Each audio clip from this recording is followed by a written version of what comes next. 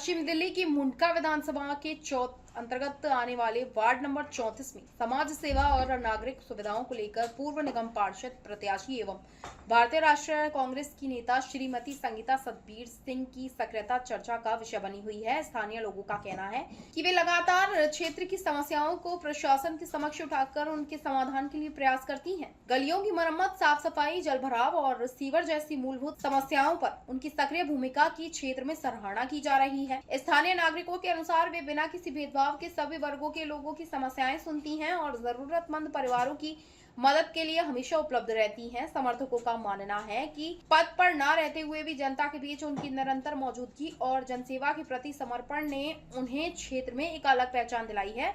Ward 34 में उनके कार्यों को लेकर लोगों के बीच भरोसा और सम्मान लगातार बढ़ता दिखाई दे रहा है। श्रीमती संगीता सतबीर सिंह जी द्वारा स्थापित की गई यह निष्ठा और जनसेवा की मिसाल आने वाले समय में वार्ड 34 और मुंडका विधानसभा के विकास को किस नई ऊंचाई पर ले जाती है, इस पर सभी की नजरें टिकी हैं। मुंडका विधानसभा के इस बदलते स्वरूप और हर जमीनी हकीकत पर आप देख रहे हैं एबीपी न्यूज की ग्राउंड रिपोर्ट शाहिद वसीम खान के साथ, नई दिल्ली। दर्शकों, ये भी आपका स्वागत है। इस समय आपको सीधी तस्वीर दिखा रहा हूँ वार्ड नंबर 34 मुंडका विधानसभा से। हमारे साथ जुड़ चुके हैं कांग्रेस पार्टी के कट्टर ईमानदार सर्वश्रेष्ठ पूर्व निगम पार्षद प्रत्याशी संगीता सतबीर सिंह जी, जिन्होंने कांग्रेस पार्टी के लिए अपना तन मन धन सब कुछ लगा रखा है। आज हमारी मौजूदगी है इनके आवास पे। कुछ खास बात पर आज हम चर्चा करेंगे। दिल्ली में भारतीय जनता पार्टी की 53 सरकार है, बड़े बड़े वादे किए गए। तो हमारे साथ जुड़ चुके हैं कांग्रेस पार्टी के कट्टर ईमानदार सर्वश्रेष्ठ पूर्व निगम पार्षद प्रत्याशी संगीता सतबीर सिंह जी, जिन्होंने मुंडका वार्ड नंबर 34 के अंदर एक मिसाल कायम की है, जो लगातार समाज के लिए, जनता के लिए, जो अपने कार्य के नाम से जाने जाते हैं। दिल्ली में भारतीय जनता पार्टी की 53 सरकार है, बड़े बड़े वादे किए गए, जहां झुग्गी वहीं मकान।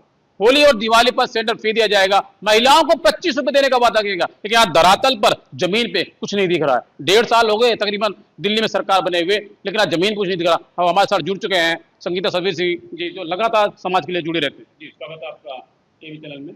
मैं वार्ड 34 से संगीता सतबीर सिंह, और हम तो क्षेत्र में हर आदमी के लिए कार्य करते हैं, और हमारा तो नारा ये है कि हर आदमी के लिए हमने काम करना, हर आदमी के साथ खड़ा रहना है, और किसी भी सूरत में हमने इस क्षेत्र की सूरत को बदलना है। यहाँ हर तरीके से यहाँ बुरा हाल है, गंदगी से, पानी से, सीवर से, नाली से, और हर तरीके से हमने सोच लिया कि अपने क्षेत्र को, इस वार्ड को चमकाना है और विकास की नदी बहानी है। सतबीर जी, इस पर मेरे लाखों हजारों करोड़ों सब देख रहे हैं। हमने अपने एरिया में सर्वे किया तो वार्ड नंबर 34 मुंडका विधानसभा के अंदर आपकी एक मिसाल कायम है। आप लगातार जनता के बीच में रहते हैं, समाज के बीच में रहते हैं, जनता के कार्य को करना ही सबसे पहले अपना मुद्दा समझते हैं। कैसे संभव पाता है ये सवाल? ये क्षेत्र जे कॉलोनी है जिसमें हम रहते हैं, ये पूर्ववास कॉलोनी है। ये इंदिरा गांधी जी ने बसाई थी, और आज भी यहाँ मतलब इंदिरा गांधी के दिए प्लॉट है। और पूर्ववास कॉलोनी जो है कि एक और हमारे इसी क्षेत्र में, इसी मेरे वार्ड में जिसमें मैं रहता हूँ, इसमें सावदा जजा कॉलोनी जुड़ती है।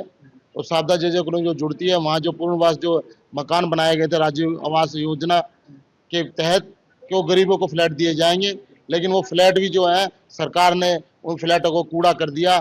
उनको वो फ्लैट ढह गए, लेकिन वो उनको अभी तक आवंटित नहीं किया, लोगों को नहीं दिए, और नहीं देने की वजह से आज वो 10 लाख फ्लैट थे वो सारे मट्टी हो गए हैं। और इससे जो है सरकार को घाटा तो हुआ ही हुआ है, लेकिन जो गरीब आदमी जिनको फ्लैट मिलते हैं उनको भी घाटा हुआ है। तो लगातार मैं तस्वीर देख रहा हूँ, चाहे नरेला विधानसभा की बात करूं, मैं चैलीपुल की बात करूं, किसी भी विधानसभा जब उठा के देखते हैं, जो शीला सरकार ने काम किया था वो फ्लैट जर्जर हो गए, गिर गए, लेकिन जनता के हित के लिए जनता को नहीं दिया गया। ऐसा क्यों? जात पात की राजनीति कर रही है क्या?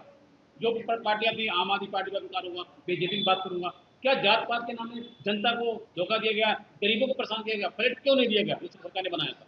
देखो, जनता को फ्लैट क्यों नहीं दिए गए ये तो आप जानते हो, क्योंकि राजीव आवास योजना के तहत वो जनता के लिए क्वार्टर बनाए गए थे, इसीलिए नहीं दिए गए। और बीजेपी का तो नारा ये था कि जहाँ झुग्गी वहाँ मकान। आज वहां से झुग्गिया मकान तो छोड़ो, वहाँ झुग्गिया नहीं रही, रोड पे मकाने नहीं रही। जिस जगह पे जो मकान थे, 50 साल पुरानी जो बिल्डिंग बनी हुई थी उसको तोड़ दिया गया। क्या ये गलत नहीं हुआ? क्या लोगों के साथ अन्याय नहीं हुआ? अन्याय ये तो जो दिल्ली में आके बेचारा जो आके रहता है, एक आशियाना बनाना, पूरी जिंदगी बीत जाती है जब आशियाना बनता है आदमी का, आशियाना ढहा जाना, ये आप ये छोटी बात मत लगाओ।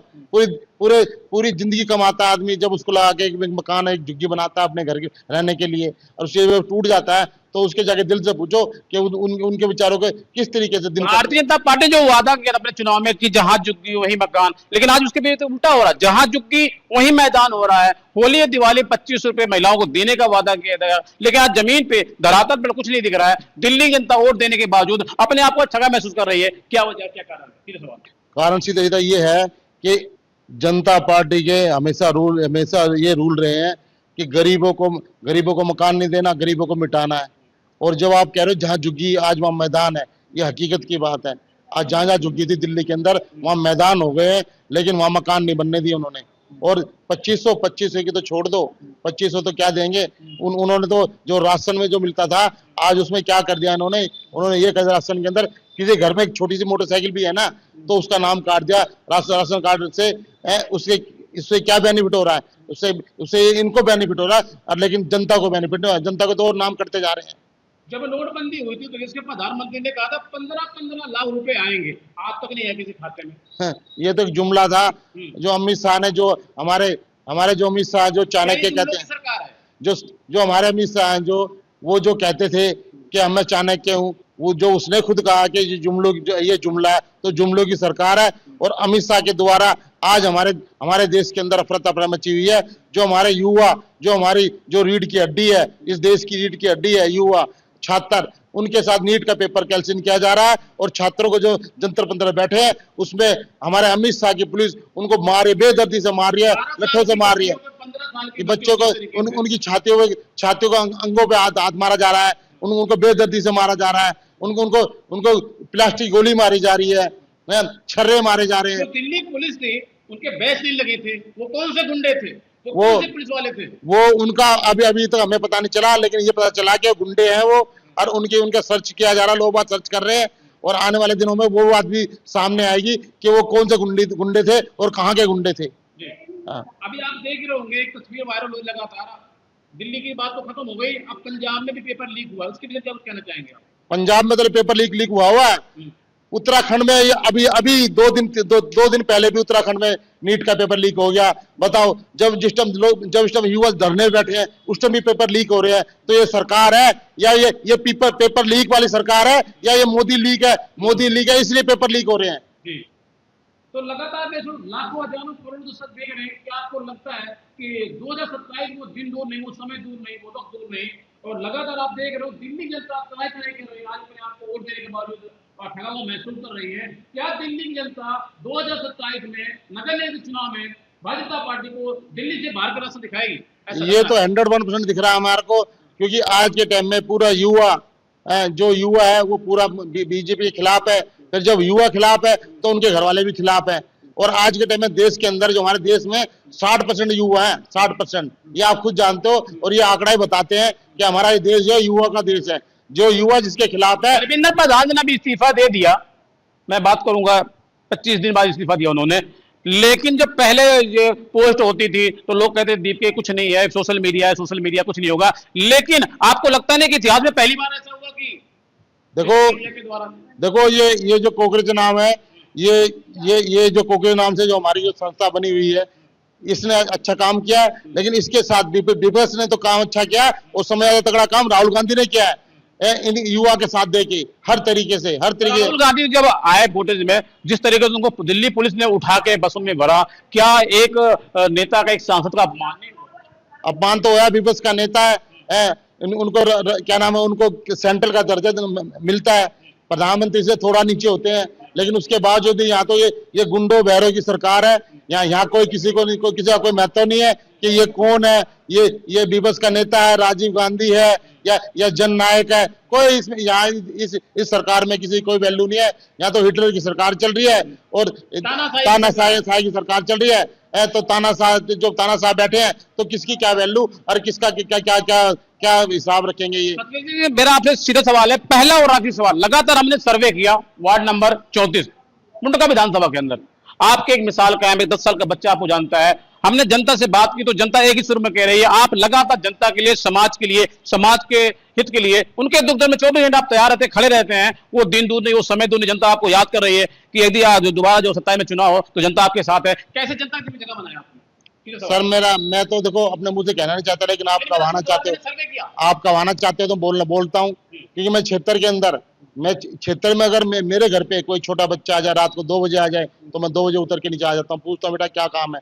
बच्चे कहते हैं मेरे मम्मी पापा का झगड़ा हो गया, मेरे भाई को पुलिस ले गई है, मेरे साथ ऐसा हो गया। मैं तुरंत रात को चाहे 2 बजे 3 बजे उनके घर जाता हूँ और मैं जाके थाने जाता हूँ और दिन रात सेवा करता हूँ। सर यहाँ हमारे क्षेत्र के अंदर कोई भी ऐसा शख्स नहीं है जो यूं कहे कि सतबीर मैं घर पे गया, सतबीर के ऑफिस में गया, मेरा काम नहीं हुआ।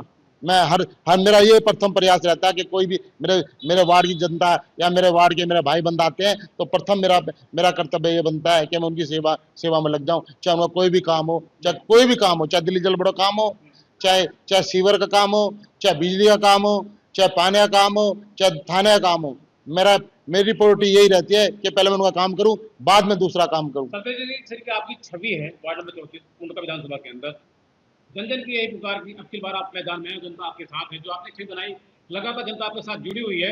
यदि आप चुनाव लड़ते हैं और चुनाव जीत जाते हैं तो जिस तरीके से 24 घंटे भी आप काम कर रहे हैं, क्या इस तरीके से 24 घंटे आप जनता के लिए, समाज के लिए, समाज के हित के लिए लगातार 24 घंटे आप काम करेंगे? सवाल है मेरा और मेरी मिसेज का यही संकल्प है कि अपने जो क्षेत्र है वार्ड, उसकी समस्या को जड़ से खत्म करना। हर समस्या, जो भी समस्या है, चाहे वो पानी की है, चाहे सीवर की है, चाहे वो लाइट की है, और चाहे वो थाने में कोई किसी का कोई बात है, मैं और मेरी मिसेज हमेशा इसी कार्य पे लगे रहते हैं कि 24 घंटे लोगों की सेवा की जाए और उनको कोई शिकायत का मौका ना मिले कि सतबीर घर गए थे या तो उसके घर हमारे जाने से हमारा काम नहीं हुआ। क्या आपको लगता है आपके पार्टी के नेता बड़े बड़े नेता ये दावा कर रहे हैं कि वो दिन दूर नहीं, वो समय दूर नहीं, अब कांग्रेस पार्टी सत्ता में आएगी, क्या आपको लगता है वाकई में देखो बड़े बड़े दावा किए जा रहे हैं? देखो अब तो जो माहौल है ना, बदलाव आएगा लोग कह रहे हैं। वो जो माहौल है ना आज के टाइम में, ये कह रहा है हमारे युवा मजदूर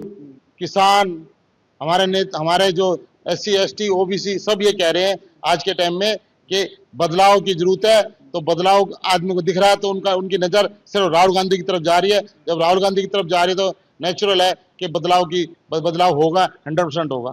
तो लगातार मैं आपको तस्वीर दिखा रहा हूं, हमारे साथ जुड़ चुके थे कांग्रेस पार्टी के कट्टर ईमानदार सर्वश्रेष्ठ पूर्व निगम पार्षद प्रत्याशी हमारे साथ जुड़ चुके थे संगीता सतबीर सिंह जी, वार्ड नंबर 34 मुंडका विधानसभा के अंदर एक मिसाल कायम है, जिन्होंने समाज के लिए, समाज के हित के लिए, जनता के लिए, जो लगातार अपने 24 घंटे कार्य के नाम से जाने जाते हैं। जय हिंद, जय भारत।